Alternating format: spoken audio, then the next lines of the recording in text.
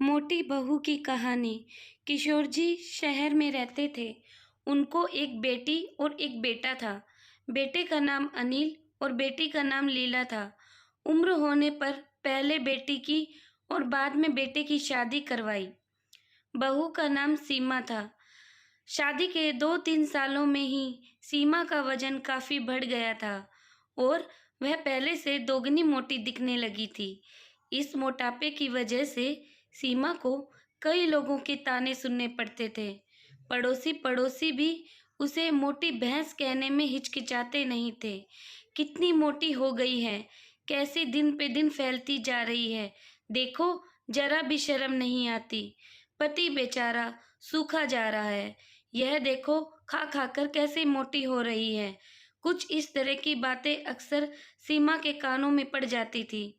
स्वभाव से हंसमुख सीमा इन बातों को इग्नोर भी कर देती, लेकिन उसे ज्यादा दुख तब होता था जब उसकी खुद की सास और ननद उसके मोटापे के लिए उसे दोषी ठहराते और भला बुरा कहती। अनिल शरीर से काफी दुबला पतला था। शादी के बाद भी उसके शरीर में रत्ती भर भी फर्क नहीं आया। हालांकि सीमा मोटी होती जा रही थी, उसमें उसका कोई भी दोष नहीं था, बल्कि सीमा तो अनिल से भी कम खाना खाती थी और दिन भर घर के सारे काम करती रहती थी। अपने मोटापे की वजह से चाहे किसी काम में कितनी भी दिक्कत हो, सीमा उस काम को कभी अधूरा नहीं छोड़ती थी। उसने घरेलू नुस्खे और कई तरह के उपाय करके अपना मोटापा कम करने की कोशिश की थी, लेकिन शायद उसके शरीर के हार्मोन्स ही थे जो उसे मोटा बनाए रखते थे। अनिल को उसके मोटापे से कोई हरकत नहीं, वह तो बेचारा अपने बिजनेस को संभालने में व्यस्त रहता था। उसकी माँ और बहन हमेशा इस वजह से सीमा को कुछ न कुछ सुनाते रहते थे और सीमा काफी रोया करती थी। सीमा जब भी मौका मिलता अपने पति से इस बारे में बात करती थी और कहती थी कि अपनी माँ और बहन को समझाओ, मैं मोटी हूँ, इसमें मेरा क्या दोष है। पूरी दुनिया मुझे कुछ भी कहे, मुझे फर्क नहीं पड़ता, लेकिन जब मेरे अपने ही मुझे भला बुरा कहते हैं तो मुझे काफी दुख होता है।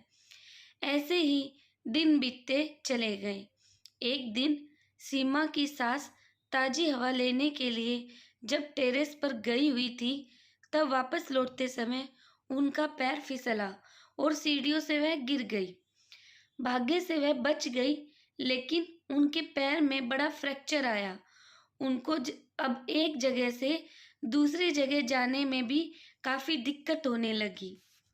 बिना किसी के सहारे के वह ऐसा कर ही नहीं पा रही थी। जिस मोटी बहू को वह रोजाना ताने मारती थी, आज वही बहू उनका हर काम कर रही थी और उन्हें एक जगह से दूसरी जगह ले जा रही थी।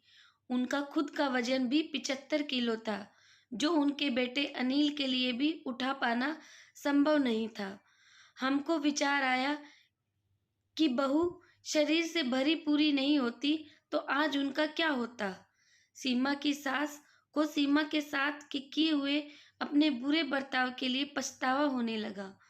उन्होंने एक दिन मौका देखकर इस बात के लिए सीमा से हाथ जोड़कर माफी भी मांगी।